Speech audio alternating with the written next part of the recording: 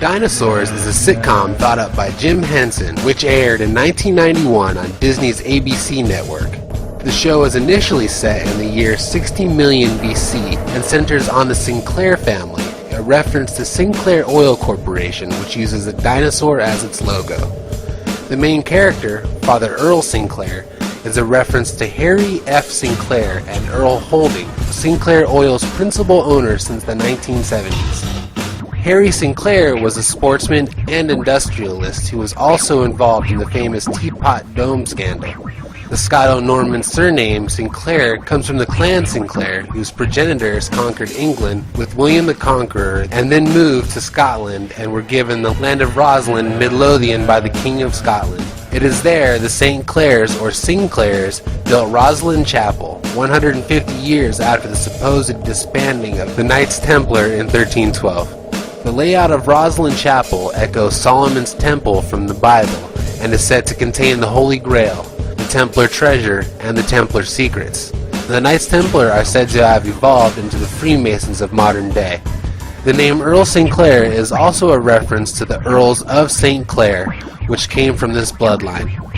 Harry F. Sinclair, the founder of Sinclair Oil Corporation, is from the direct bloodline of the aristocratic Earls of St. Clair.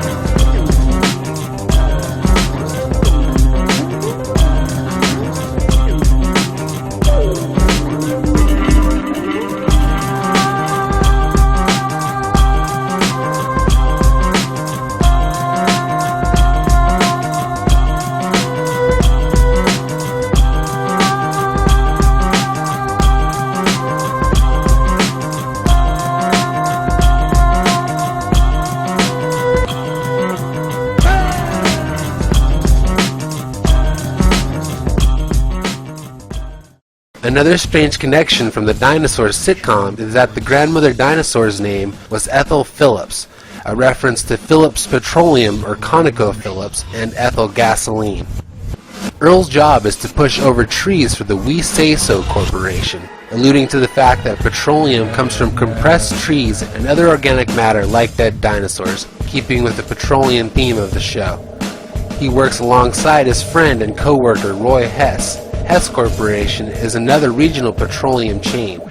Another reference to petroleum companies is Earl's boss, named BP Richfield, alluding to British Petroleum, now well known for orchestrating the greatest environmental catastrophe of all time, and Atlantic Richfield, the original name of Arco.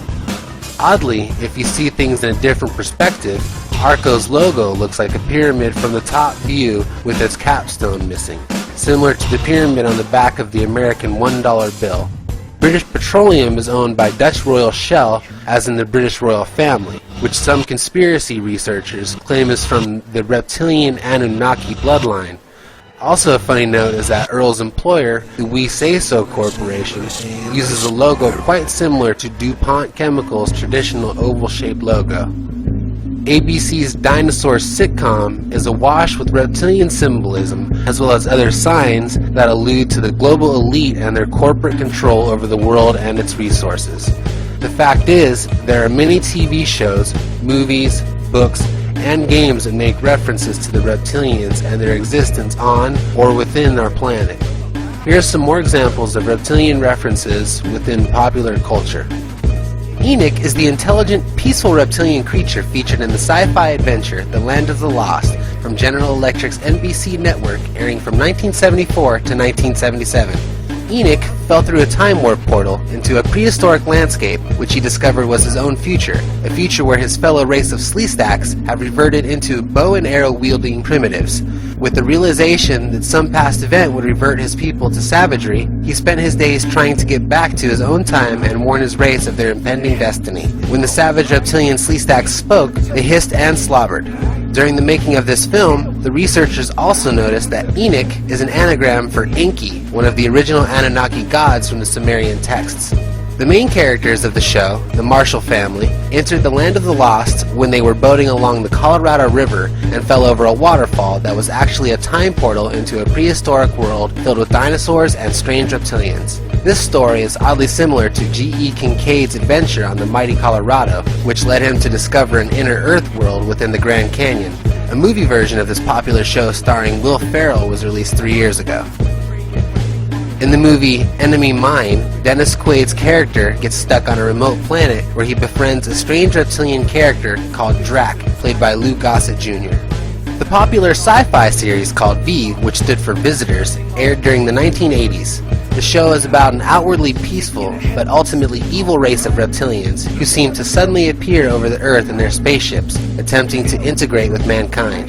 To the people on Earth, these aliens actually look like fellow humans, but it is really a disguise that hides their reptilian appearance. In the end, the few people that know the truth about the visitors realize these beings have been here on the planet for thousands of years, and their staged arrival is merely a final step in their plot to take over the planet. The V-Saga resurfaced again in 2009 on ABC with a new take on the old story of aliens taking over the world, and yes, they are still reptilian. There's a kind of corny but still relevant John Carpenter movie from the 80s called They Live. The film's characters aren't really reptilian looking, however, they do hide in human form and secretly control the world just like in V.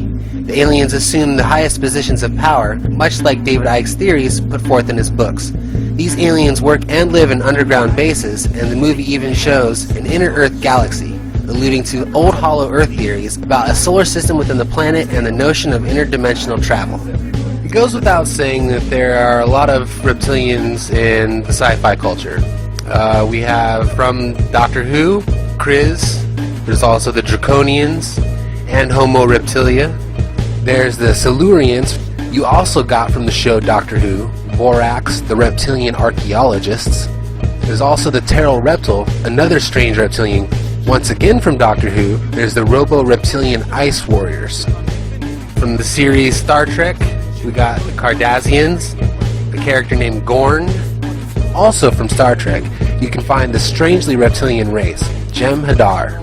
There's also the very reptilian-looking Voth from Star Trek Voyager. We found from the Star Trek Voyager, you have strange creatures called the repto-humanoids, and the reptilian race known as the Zindi, the Narn from Babylon 5. Also, there are the Drazi aliens. There's a fierce reptilian race from the Stargate television series called the Unas. There's also the Scarans from Farscape, and there's also a sinister reptilian race from Battlestar Galactica. There are characters called Trandashans from Star Wars. A major Trandashan character from the Star Wars movie was that of Bosk. In the sci-fi comedy Galaxy Quest, the main villain is the evil General Saris, who looks very reptilian. In 1999, there was a short-lived series on TV called The Lost World that was based on Arthur Conan Doyle's book, in which the explorers of the Lost World came across not only dinosaurs, but primitive reptilian humanoids. There was a brief TV series in the late 90s called Tarzan, The Epic Adventures. In 2 episodes, Kukulkan Khan and the Scarlet Diamond, Tarzan battles with reptilian humanoids. A few years ago, a total B-movie starring Daniel Baldwin was released titled Anonymous Rex. The storyline revolves around the idea that the dinosaurs never disappeared and instead went underground long ago. Over time, they reintegrated into society after humans evolved into our current state. The dinosaur creatures are disguised as humans with the aid of holograms. The sci-fi horror film from 1959 called The Alligator People, starring Lon Chaney. The film is about a mad scientist who mixes manipulated alligator genes with humans, creating strange reptilian humanoids. There's the 80s cult classic, another sci-fi horror starring Roddy Piper, called Hell Comes to Frogtown. When a sinister race of frog-faced reptoid aliens come to Earth, Roddy Piper's character has to kick some alien ass, just like in They Live. Hunter S. Thompson makes a reference to reptile people in his classic book Fear and Loathing in Las Vegas. Upon entering the bar at a Las Vegas hotel while on LSD, the character sees everyone in the bar turn into lizards. David Icke also wrote of how he spoke to a man who was tripping on LSD for extended periods back in the day. After tripping on acid for so long, he began to see people change into reptiles. But not just anybody, only certain people and always the same people. These were usually people in positions of power. In the hilarious 70s classic, Cheech and Chong's Nice Dreams, the comedy duo's Pot Supply gets raided by the local police. One detective, played by Stacy Keach, smokes all of the confiscated stash. After smoking a massive amount of the cosmic weed, the detective turns into a lizard. Another example is the 1966 horror film called The Reptile. In the film, a lady is changed into a human lizard after being cursed by a serpent-worshipping cult. In the film Dreamscape from the 1980s, the main evil villain from the film turns into a snake man. And who can forget the creature from the Black Lagoon, the amphibious reptoid that terrorizes anyone that it comes across?